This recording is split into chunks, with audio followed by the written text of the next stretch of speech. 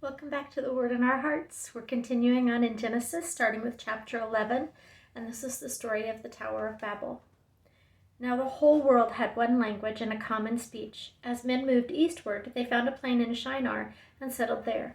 They said to each other, "Come, let's make bricks and bake them thoroughly." They used bricks instead of stone and tar for mortar. Then they said, "Come, let us build ourselves a city with a tower that reaches to the heavens, so that we may make a name for ourselves and not be scattered over the face of the whole earth." But the Lord came down to see the city and the tower that the men were building.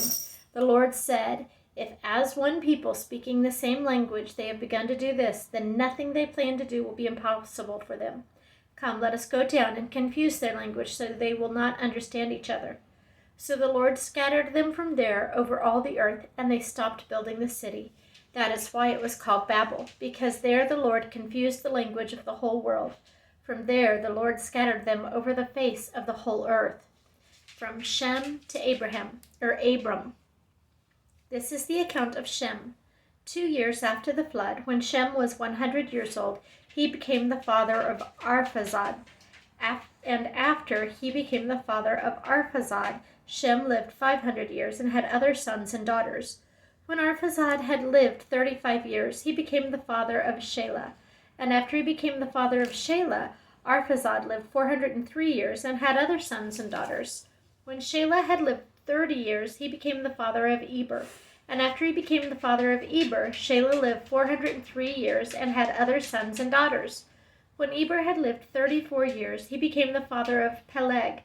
And after he became the father of Peleg, Eber lived 430 years and had other sons and daughters. When Peleg had lived 30 years, he became the father of Reu.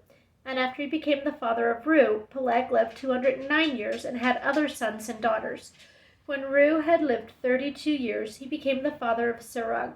And after he became the father of Serug, Reu lived 207 years and had other sons and daughters.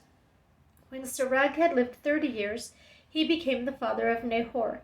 And after he became the father of Nahor, Serug lived 200 years and had other sons and daughters. When Nahor had lived 29 years, he became the father of Terah. And after he became the father of Terah, Nahor lived 119 years and had other sons and daughters. After Terah had lived 70 years, he became the father of Abram, Nahor, and Haran. This is the account of Terah. Terah became the father of Abram, Nahor, and Haran became the father of Lot. While his father Terah was still alive, Haran died in Ur of the Chaldeans in the land of his birth. Abram and Nahor both married. The name of Abram's wife was Sarai, and the name of Nahor's wife was Milcah. She was the daughter of Haran, the father of both Milcah and Iscah. Now Sarai was barren. She had no children. Terah took his son Abram, his grandson Lot, son of Haran, and his daughter-in-law Sarai, the wife of his son Abram, and together they set out from Ur of the Chaldeans to go to Canaan. But when they came to Haran, they settled there. Terah lived 205 years, and he lived in Haran. The call of Abram. This is the start of chapter 12. The Lord had said to Abram, "Leave your country, your people, and your father's household, and go to the land I will show you. I will make you into a great nation, and I will bless you.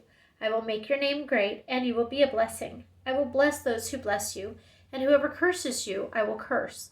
All the peoples on the earth will be blessed through you." So Abram left as the Lord had told him, and Lot went with him. Abram was 75 years old when he set out from Haran. He took his wife Sarai and his nephew Lot, all the possessions they had accumulated, and the people they had acquired in Haran, and they set out for the land of Canaan, and they arrived there. Abram traveled through the land as far as the site of the great three Morah at Shechem. At that time the Canaanites were in the land. The Lord appeared to Abram and said, "To your offspring I will give this land." So he built an altar there to the Lord who had appeared to him. From there he went on towards the hills east of Bethel and pitched his tent, with Bethel on the west and Ai on the east. There he built an altar to the Lord and called on the name of the Lord. Then Abram set out and continued toward the Negev. Abram in Egypt. Now there was a famine in the land, and Abram went down to Egypt to live there for a while because the famine was severe. As he was about to enter Egypt, he said to his wife Sarai, "I know what a beautiful woman you are. When the Egyptians see you, they will say, 'This is his wife.' Then they will kill me, but will let you live. Say you are my sister, so that I will be treated well for your sake, and my life will be spared because of you." When Abram came to Egypt, the Egyptians saw that she was a very beautiful woman. And when Pharaoh's officials saw her, they praised her to Pharaoh, and she was taken into his palace. He treated Abram well for her sake, and Abram acquired sheep and cattle, male and female donkeys, men servants and maidservants and camels. But the Lord inflicted serious diseases on Pharaoh and his household because of Abram's wife Sarai. So Pharaoh summoned Abram. "What have you done to me?" he said. "Why didn't you tell me she was your wife?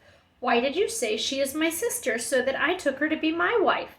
Now then, here is your wife. Take her and go." Then Pharaoh gave orders about Abram to his men, and they sent him on his way with his wife and everything he had. Abram and Lot separate, and this is the start of chapter 13. So Abram went up from Egypt to the Negev with his wife and everything he had, and Lot went with him. Abram had become very wealthy in livestock and in silver and gold. From the Negev he went from place to place until he came to Bethel, to the place between Bethel and Ai, where his tent had been earlier, and where he had first built an altar. There Abram called on the name of the Lord. Now Lot, who was moving about with Abram, also had flocks and herds and tents, but the land could not support them while they stayed together, for their possessions were so great that they were not able to stay together. And quarreling arose between Abram's herdsmen and the herdsmen of Lot. The Canaanites and the Perizzites were also living in the land at that time. So Abram said to Lot, "Let's not have any quarreling between you and me, or between your herdsmen and mine, for we are brothers.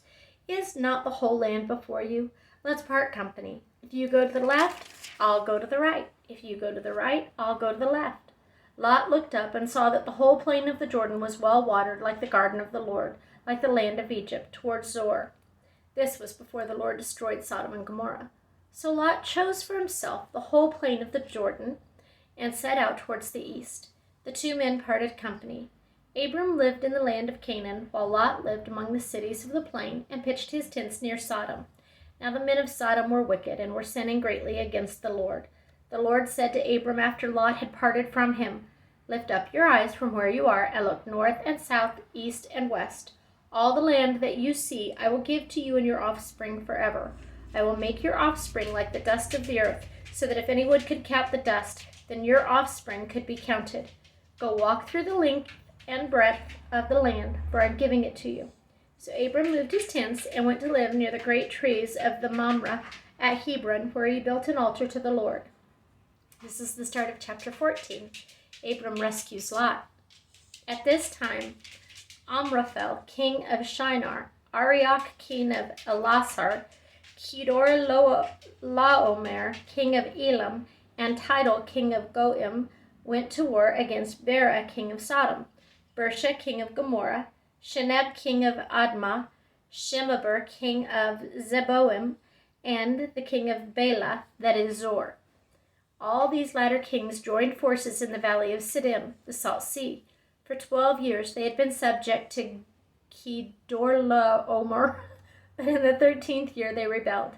In the 14th year, Kedorlaomer and the kings allied with him went out and defeated the Rephaites in Ashtaroth Karnaim, and the Zuzites in Ham, the Emites in Shava Kiriathaim, and the Horites in the hill country of Seir, as far as El Paran near the desert. Then they turned back and went to En Mishpat, that is Kadesh, and they conquered the whole territory of the Amalekites, as well as the Amorites who were living in the Hazazon Tamar. Then the king of Sodom, the king of Gomorrah, and the king... Then the king of Sodom, the king of Gomorrah, the king of Admah, the king of Zeboim, and the king of Bela, that is Zor, marched out and drew up their battle lines in the valley of Siddim against the Kedorlaomer, king of Elam, Tidal, king of Goim, Amraphel, king of Shinar, and Arioch, king of Elasar, 4 kings against 5. Now the valley of Siddim was full of tar pits, and when the kings of Sodom and Gomorrah fled, some of the men fell into them, and the rest fled to the hills. The 4 kings seized all the goods of Sodom and Gomorrah and all their food, then they went away. They also carried off Abram's nephew Lot and his possessions, since he was living in Sodom. One who had escaped came and reported this to Abram the Hebrew. Now Abram was living near the great trees of Mamre the Amorite, a brother of Eshcol and Aner, all of whom were allied with Abram. When Abram heard that his relative had been taken captive, he called out the 318 trained men born in his household and went in pursuit as far as Dan. During the night, Abram divided his men to attack them, and he routed them, pursuing them as far as Hobah, north of Damascus. He recovered all the goods and brought back his relative Lot and his possessions, together with the women and the other people. After Abram returned from defeating Kedorlaomer and the kings allied with him, the king of Sodom came out to meet him in the valley of Shaveh, that is, the king's valley. Then Melchizedek, king of Salem, brought out bread and wine. He was priest of God Most High, and he blessed Abram, saying, Blessed be Abram by God Most High, creator of heaven and earth, and blessed be God Most High, who delivered your enemies into your hand. Then Abram gave him 1/10 of everything. The king of Sodom said to Abram, Give me the people, and keep the goods for yourself. But Abram said to the king of Sodom, I have raised my hand to the Lord God Most High, creator of heaven and earth, and have taken an oath that I will accept nothing belonging to you, not even a thread or the thong of a sandal, so that you will never be able to say, I made Abram rich. I will accept nothing but what my men have eaten, and the share that belongs to the men who went with me. To Aner, Eshcol, and Mamre, let them have their share.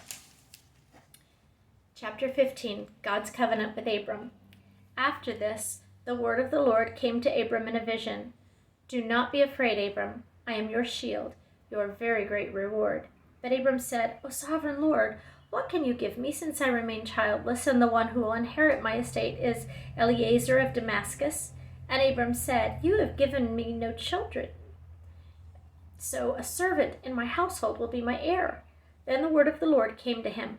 This man will not be your heir, but a son is coming from your own body will be your heir.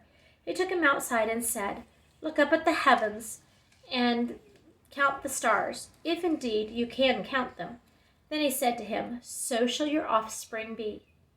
Abram believed the Lord, and he credited it to him as righteousness. He also said to him, I am the Lord who brought you out of Ur of the Chaldeans to give you this land to take possession of it. But Abram said, O sovereign Lord, how can I know that I will gain possession of it? So the Lord said to him, Bring me a heifer, a goat, and a ram, each 3 years old, along with a dove and a young pigeon. Abram brought all these to him, cut them in two, and arranged the halves opposite each other. The birds, however, he did not cut in half. Then birds of prey came down on the carcasses, but Abram drove them away.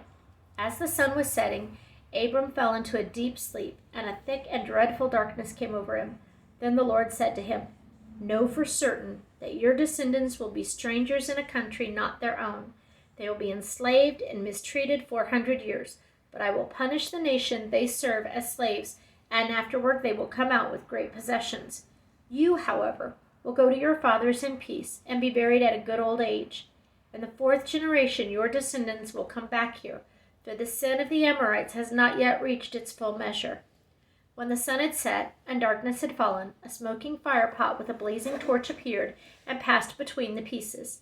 On that day the Lord made a covenant with Abram and said, To your descendants I give this land, from the river of Egypt to the great river, the Euphrates, the land of the Kenites, Kenizzites, Cadmonites, Hittites, Perizzites, Rephites, Amorites, Canaanites, Girgashites, and Jebusites. We're going to stop there, and we'll start with chapter 16 on our next reading. Thank you.